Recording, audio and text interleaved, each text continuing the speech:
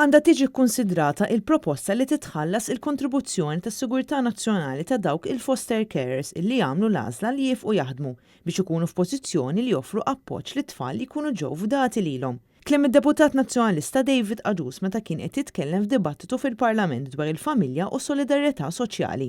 Huwa qal l-oppożizzjoni taqbel mal-Gvern li joffri somma sa' 1,000 euro lil foster carers li jiddeċiedu jadottaw tfal li qegħdin jiġu imrobbija minnhom.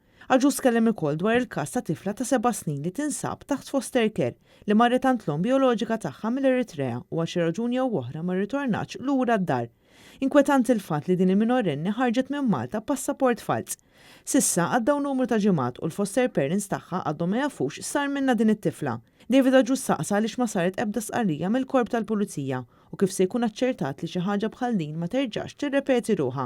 Apparti dan huwa tkellem fuq irtiġa li tiġi estiża l-allowance ta' diżabilità għat-tfal bl-ADHD. Min-naħa tagħha d-Deputat Nazzjonalista Marija Degwara qalet li l-baġit għas-sena d-dieħla mhux se jtejjeb il-kwalità tal-ħajja tal-anzjani, fejn ħafna stennew li dan il-baġit jiffoka fuq miżuri biex jittaffew l-effetti fuq dawk li ntlaqtu l-aktar.